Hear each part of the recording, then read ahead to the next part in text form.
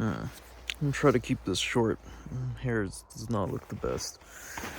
I mean, in short, I live in China now. 1.5 years. Shit, that does happen pretty fast. And before that, I was in El Paso.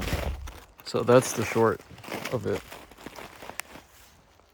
Now, if I were to make this a long story, it could go on for way too long. But, I mean, that's the short of it. And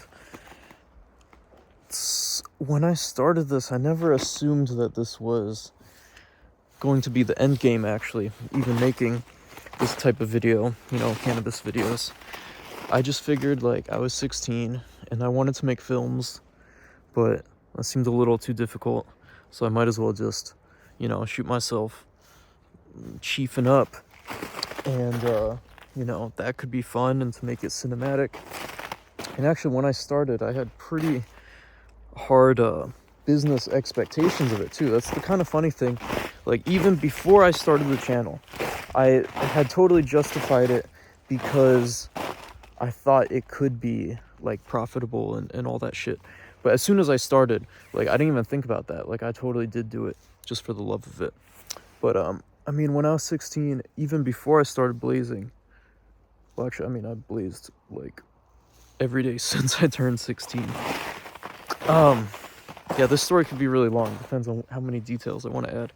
But when I started this, one thing that happened was I was with this girl.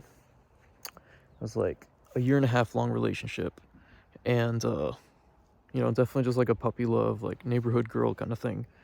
And she did not like the idea of me consuming. And so it really wasn't something I had done with her. And then as soon as I broke up with that girl, I started chiefing like every day. Because I had tried it like a couple times. Like, I had tried it, and it probably was good that I waited. Like, my first time I chiefed, I was like 14. And I actually knew, like, this was too strong. Like, I thought it was a great feeling, but I'm like, yo, I'm gonna, at least wait a couple years. So actually, that's some pretty good self-control, I think, on my part, and probably a good decision. So, like, from, 14 to 16, tried it, like, like a handful of times. And then once I was 16 and broke up with the girl, then it was every day. And the thing was, I had already been doing, like, business. So I was kind of like, I wouldn't say child prodigy, that's like way too cocky. But one thing was that when I was 16, like, I was already making money shooting videos, and I was making like commercials and shit. And at that time, Facebook ads were like pretty new. So I would be finding small businesses and startups. I would shoot a little commercial for them. We would do Facebook ads on it. And so it felt really good at 16 that, I'd be getting all this praise and stuff. Oh my God, you're so young. Like, that's so great. So where I'm going with that is when I started Stoned Alone, it was totally like this offshoot. It was like a very degenerate decision because I was already like this upstanding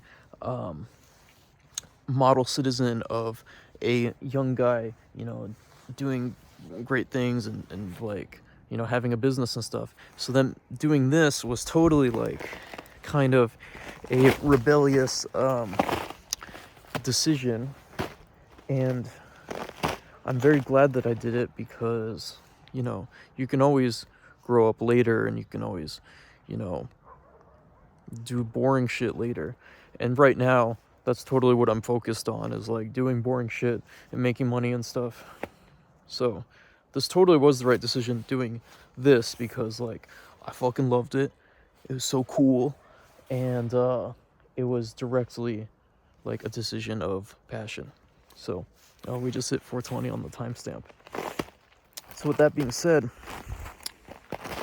the reason I had kind of like stopped, there's no like good reason actually. It's just like I had wrapped myself up so hard into this that I started developing a perfectionism where it's like I only wanted to put out the best videos where every second was absolutely incredible visuals and, the best edits, all this stuff. Basically, I'd wrapped myself up in